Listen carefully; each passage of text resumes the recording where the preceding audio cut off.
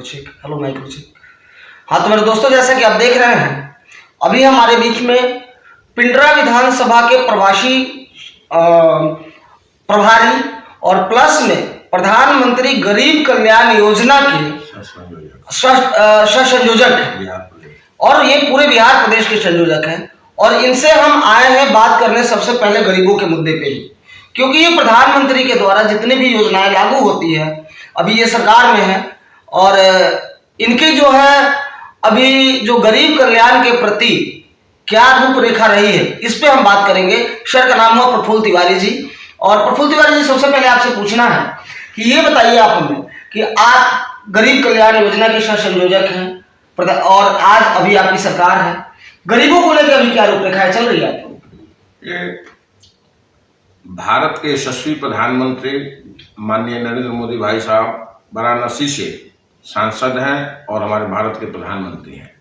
प्रधानमंत्री गरीब कल्याण अन्न योजना के तहत पूरे भारत देश में सभी गरीबों को, खासकर उत्तर प्रदेश में 2 बार 15 दिन पर उत्तर प्रदेश सरकार की राशन बढ़ती है और 15 दिन के बाद प्रधानमंत्री जी के योजना के तहत राशन बढ़ती है। यानी 2 बार महीने में गरीबों की मुफ्त राशन, गेहूं, चावल, नमक, रिफाइन, ये सारी सुख सुविधाएं गरीब जनता को महामारी के समय से ही दिया जा रहा है कि हमारे भारत के कोई भी गरीब नागरिक खाने के अभाव में वो मरमाहत ना हो, किसी तरह की कठिनाई ना हो, उनको कोई परेशानी नहीं हो।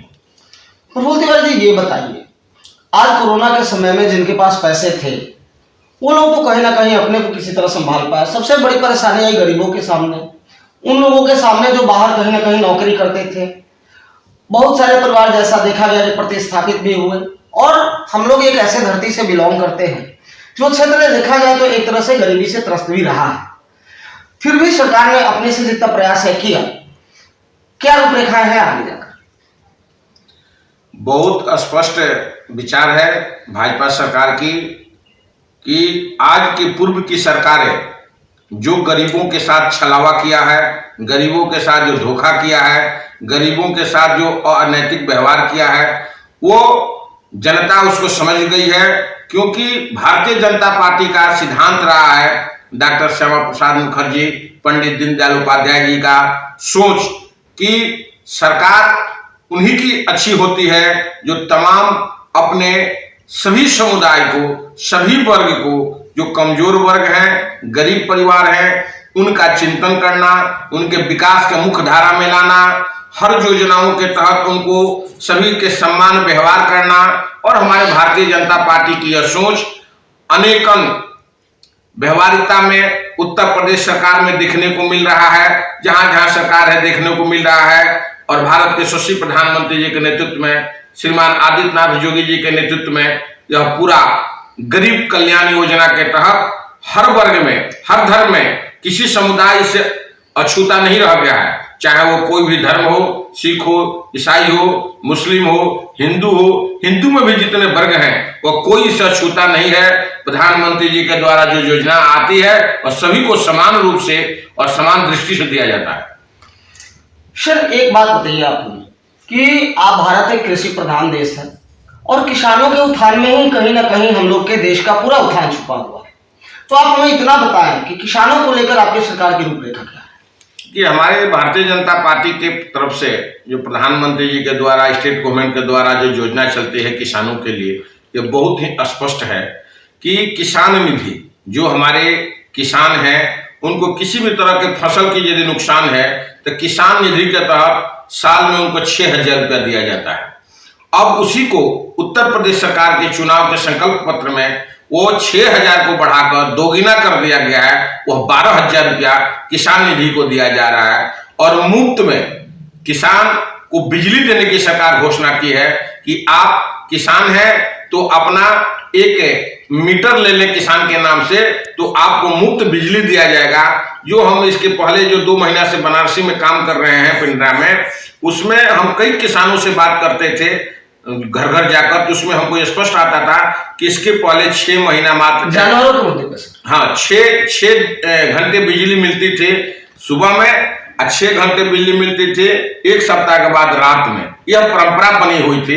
लेकिन 2017 के बाद जो योगी सरकार बनी, तो उस सरकार में आदित्यनाथ योगी जी माननीय हमारे मुख्यमंत्री उत्तर प्रदेश यह घोषणा किए संकल्प के आधार पर कि हमारे यहाँ 24 घंटा में 22 घंटा 30 घंटा बिजली उत्तर प्रदेश में प्रारंभ से ही आज तक आ रहा है, और बहुत ही सुसज्जित व्यवस्था से बिजली किसान को, मजदूर को, सभी गरीब लोगों को मिलता है और किसान को बहुत ही इससे फायदा होता है। सर, एक अनोखा सवाल है आपसे। कहीं ना कहीं अगर देखा जाए तो लोग मीडिया को भी कोसते हैं, और कोसने के लिए तो लोग भगवान को नहीं छोड़ते हैं। मीडिया को कोसना कोई बड़ी बात नहीं है, लेकिन इस चुनावी माहौल में जो मीडिया जहां तक जनता के बीच में जाके कवर कर रही है, लोगों के बीच में बात करती है, आकलन बताकर देती है, कहीं ना कहीं आपको नहीं लगता है कि लोकतंत्र का चौथा स्तंभ है जिस पर वे लोग दाग लगा रहे हैं या उंगली उठाते हैं, जिन्होंने कहीं ना कहीं वो मैंने डिजर्व नहीं करते हैं कि उनके पास मीडिया जाए या उनके विचारों को लोगों को सुनाए, क्योंकि जनता ने तो उनको बहुत चांस दिया है। और अगर वो कुछ ऐसा किए होते तो उनके पास जाके पूछा जाए। आज योगी आदित्यनाथ जी ने जो किया वो यहाँ की जनता बोल रही है, यूपी की जनता बोल रही है। हाँ, कुछ एक लोग ऐसे भी हैं और उनके विचारों को भी हम सुनते हैं, और उनका आरोप है कि महंगाई है, बेरोजगारी है। क्या कहेंगे? देखिए, यह मीडिया जो है हमारे चौथा स्तंभ का एक खंभा होता है। इसके बिना हमारा मकान अधूरा होता है। हमारी जो संरचना है उसमें बिना मीडिया का, बिना पत्रकारिता का वो हमारा स्वतंत्रता नहीं रह जाती है। उस पर हमारी बात को, विचार को आगे बढ़ाने के लिए पत्रकारिता का जो रोल है वह अनिवार्य है। और मीडिया पर किसी भी तरह का यदि विपक्ष कोई आरोप लगाता है तो आज के पहले तो यही मीडिया उनकी प्रशंसा करती थी, उनकी योजना के बारे में लोगों को बताती थी।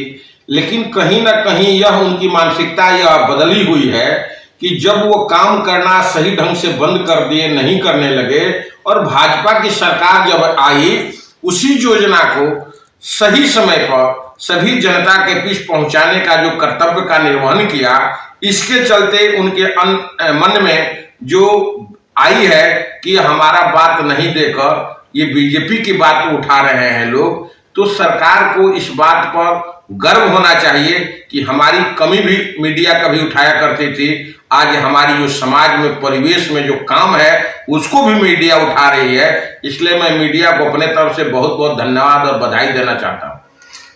सर, एक जो परिवेश एक ये है, एक दोषारोपण का जो अभी चल रहा है परिवेश, दोषारोपण, अगर हार गया तो ईवीएम दोषी है, अगर कहीं कुछ गड़बड़ हुआ, और शायद उनका भी कार्यकाल रहा है, उस समय में भी वो चीजें हुआ करती थी, और उस समय इतनी स्वतंत्रता नहीं थी, कहीं ना कहीं दबाने का प्रयास किया जाता था। और ये मैं नहीं बोल रहा हूँ, यहाँ की जनता के बीच में जाकर मैंने लोगों को विचारों को दिखाया है। यदि कुछ लोगों ने बीजेपी के प्रति नाराजगी दिखाई है वो भी मैंने दिखाया है, और कुछ लोगों ने, लेकिन अधिकांश जो लोगों ने सहमति दिखाई है वो भी मैंने दिखाया है। लेकिन एक आपका पॉइंट ऑफ व्यू इस पर क्या है? देखिए, जहाँ तक ईवीएम की बात है, तो भाजपा की सरकार जहां पर चुनाव जीतती है, चाहे वो लोकसभा का हो या राज्यसभा का हो, तो विपक्ष के द्वारा मनगढ़ंत बातें रखी जाती है कि ईवीएम के द्वारा सरकार बनाई गई है। वही ईवीएम जब दिल्ली की सरकार बनने में मदद करती है, मध्य प्रदेश की सरकार बनने में मदद करती है, और छत्तीसगढ़ में सरकार बनने की मदद करती है, राजस्थान में बनने की सरकार करती है, तो क्या वो ईवीएम में जो है वो भाजपा वालों का यंत्र काम नहीं करता है क्या? उसमें भी तो भाजपा का यंत्र काम करता तो आपको सरकार नहीं बनाई। ये क्वेश्चन मैं इसलिए पूछ रहा हूँ कि ऐसा ना हो कि 10 मार्च के बाद फिर से ईवीएम दोषी हो जाए।